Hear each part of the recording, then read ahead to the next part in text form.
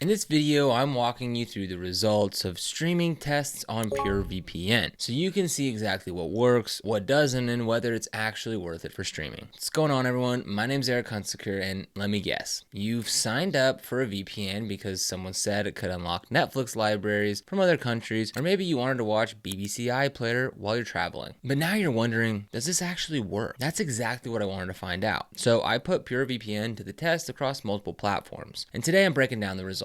So let's start with the big one, Netflix, the ultimate test for any VPN. Netflix is known for being the strictest when it comes to blocking VPNs. A few years ago, you could use just about any VPN to watch shows in other countries, but now, not so much. Most VPNs just trigger the dreaded "you seem to be using a VPN" error screen. So I tested PureVPN on 5 different servers: US, UK, Canada, Japan, and Australia to see how it performed. Now, surprisingly, the US server worked immediately. There were no errors, no buffering, or nothing weird. I was able to stream the US exclusive library without any hiccups. Shows that aren't available in my region popped right up and played in full HD. The UK server worked too, which let me access titles like The Office UK and some movies that couldn't be found elsewhere. Same with Canada, completely smooth. Japan and Australia were a little spottier. It took 2 or 3 tries to find a server that worked, and sometimes I had to disconnect and reconnect before it let me in. But eventually it worked. So while it's not flawless, I'd say PureVPN is definitely in the top tier when it comes to unlocking Netflix libraries. The only thing to note is that not every single server is optimized for streaming. You kind of have to figure out which ones work best, which isn't ideal. But once you know which cities or servers to use, you're pretty much golden. BBC iPlayer. Can it handle the UK's streaming guard dog? If you've ever tried to watch BBC iPlayer from outside the UK, you know it's notoriously tough. A lot of VPNs claim to work, but most get caught immediately. So I connected to a London server and tried to watch an episode of Peaky Blinders. First attempt, blocked, classic. But I didn't give up. I disconnected, picked a different UK server, this time one labeled stream, and tried again, and it worked. Once I was in, it felt like I was streaming from within the UK. No lag, no buffering, full HD. I even skipped around in the episode to test how it handled loading, and everything was instant. I also tried a live channel stream, which is where a lot of VPNs choke, and PureVPN held up without freezing or dropping the connection. There was one little hiccup. If your device has a location service turned on, like your phone or smart TV, it might still block you. I had to disable location tracking in my browser and on my iPhone to get it to work. So just a heads up on that. Overall though, PureVPN passed the iPlayer test after a bit of fiddling. Not so plug and play, but it was totally doable. Disney Plus, one of the easiest tests, or so I thought. Disney Plus tends to be more forgiving than Netflix or BBC iPlayer, so I figured this would be smooth sailing. And for the most part it was. US and Canada servers worked immediately. No issues there. I could log in, pull up a show, and start streaming at full quality. I even left a movie running in the background for about an hour just to see if the connection would drop, and it didn't. But what did surprise me was that some of the European servers had issues. I tested one in France and another in Spain, and both gave me a weird error message saying that the service wasn't available. It turns out sometimes that Disney Plus flags foreign IP addresses even if you're in a supported country. But again, switching to another server usually fixed it. I found that the streaming optimized servers worked best for Disney Plus, which are marked in PureVPN's app. Another thing worth noting is that the speeds held up really well. I didn't see any noticeable downgrade in video quality, even on some slower Wi-Fi. Compared to other VPNs that I've tried, some of which slow your speed by 40 to 50%, PureVPN only dipped about 10 to 15% on average. And that's more than good enough for HD or even 4K. Now, what about streaming on smart TVs, Firesticks, and game consoles? If you're using a laptop or phone, then streaming with PureVPN is easy. But what if you're trying to stream from a smart TV or something like a Fire Stick or an Xbox? PureVPN has apps for Fire TV and Android TV, which is great. I installed the Fire TV app, logged in, and connected to the US server, and it worked on the first try. I was able to open up Netflix, start playing a US only title, and it ran flawlessly. Smart TVs that don't use Android, like Samsung and LG, are a little trickier. PureVPN recommends using their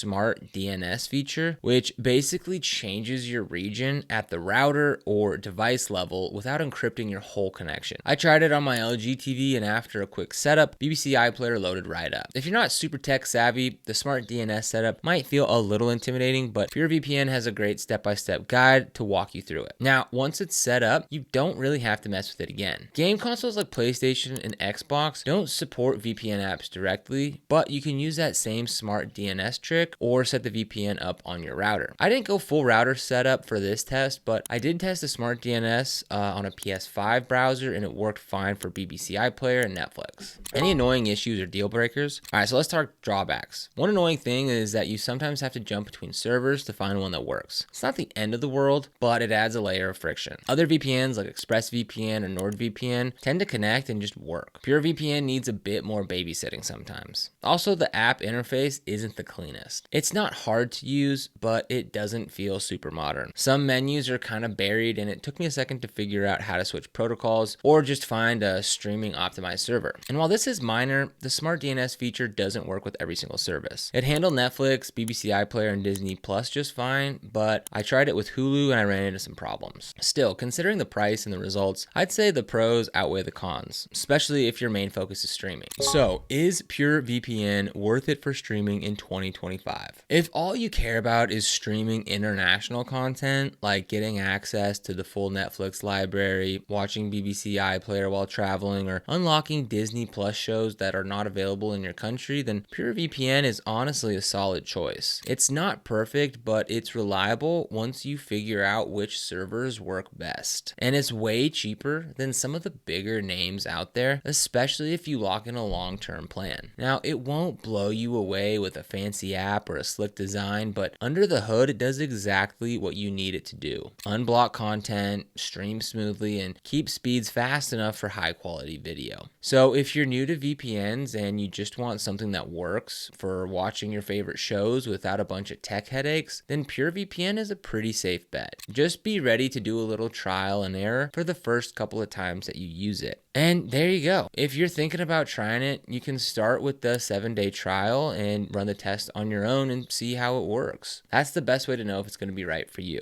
And if you want to get started with PureVPN or any other VPNs that we recommend, you'll find links for them down in the description below. The PureVPN link will bring you to this page right here where you can start a 7-day trial. All you need to do is click on PureVPN, and then for only 99 cents, you can get a full access to a 7-day trial, which should be more than plenty of time to go ahead and test it out and see if it works for the streaming services that are most important to you. Now, one thing to note, these links down in the description, they're affiliate links, which means we earn a small commission when you use them at no extra cost to you. These commissions really help support the channel, and they allow us to continue to create free content just like this. So if you end up using them, we thank you so much in advance. And if you found this video helpful, don't forget to like, subscribe, and hit that notification bell so you never miss another video. Here on the VPN Nerds channel, we cover everything from VPNs and cybersecurity to how to stay safe online and detailed product comparisons, so be sure to subscribe. But other than that, thank you so much for watching, and we'll see you here in the next video.